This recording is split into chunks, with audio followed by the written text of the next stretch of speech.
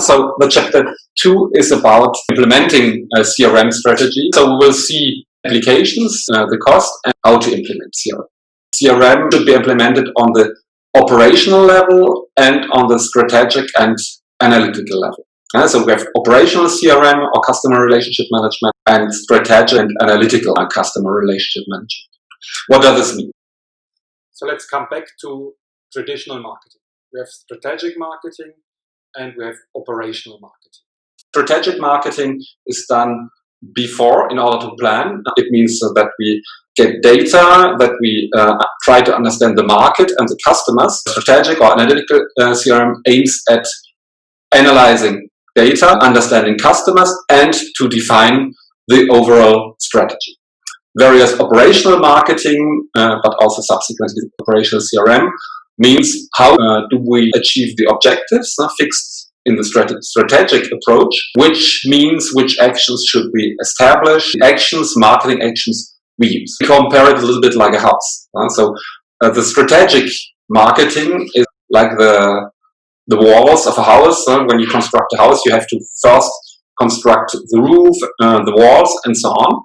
Various operational marketing would be how you decorate the house inside. So you can put orange wallpapers or blue wallpapers or white wallpapers.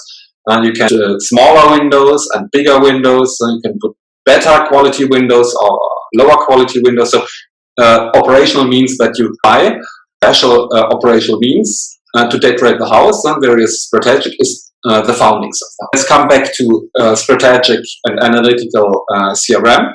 The starting point is to analyze the data, to collect the data in order to find who are the best customers. So who are the customers having high potential lifetime value. So this is the starting point. So it's all about analytics. Consequently, you have to decide to which customers you want to allocate mainly your resources, and so it's about resources allocation to the best high economic value customers.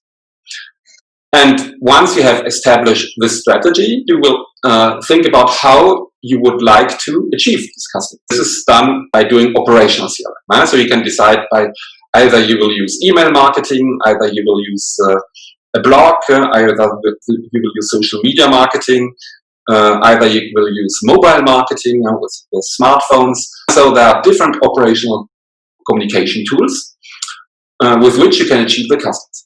The choice is like for traditional marketing depends on what the customers like. For example, if I would like to achieve you as younger customers, I probably would focus on social media because I know that it is known that younger customers are mostly on social media, namely perhaps not even Facebook, but new applications such as Instagram, which is rather used by younger customers, whereas Facebook is now more used by older customers. You can choose two different types of media according to where you think that your customers are mostly present or which media that they mostly use. And this is like in normal marketing. When choosing an advertising chain or communication tool, you're doing target analysis in order to see on which media your customers are present. Let's take another example. You want to do an advertisement to older customers, you probably would rather choose television, mass television, because older customers are more mass media. So strategic or analytical CRM starts with marketing research in order to understand, to listen to the customer in order to understand the customer. So you start by creating the database, by doing data mining in order to capture, organize, and analyze the customer data.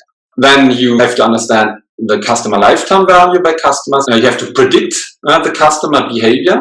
This means that by computing customer lifetime value, you can actually understand past value or perform past value, and you can predict future behavior. You have to decide to which customers you mainly allocate resources. For example, in the Flying Blue loyalty program, you mainly allocate resources to the platinum customers, which are the customers having the highest CLV.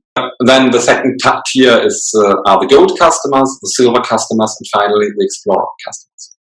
So this is how you decide strategically how to allocate the resources. Then the next step is how to personalize which customers you would like to offer which product or service. You will track the behavior in order to see what products or service customers are using in order to make personalized offers. For example, Amazon, when they give you personalized recommendations, it is based on behavioral tracking of the purchases.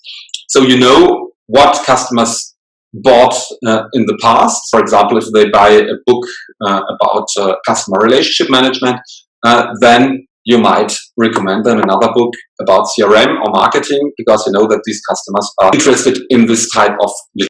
The personalization is done with what we call collaborative filtering. Collaborative filtering means that the firm is looking at products that the customer bought in the past. The recommender system is also looking at similar products, and so there will be calculated a correlation between the products the customer is buying and similar products, and it's, for example, marketing literature, and means also collaborative, what other customers buy. There will be also calculated a correlation index between products other customers buy and the products the focal customer buys, in order to see, to extend what customers might buy or in what products customers might be interested on the other side.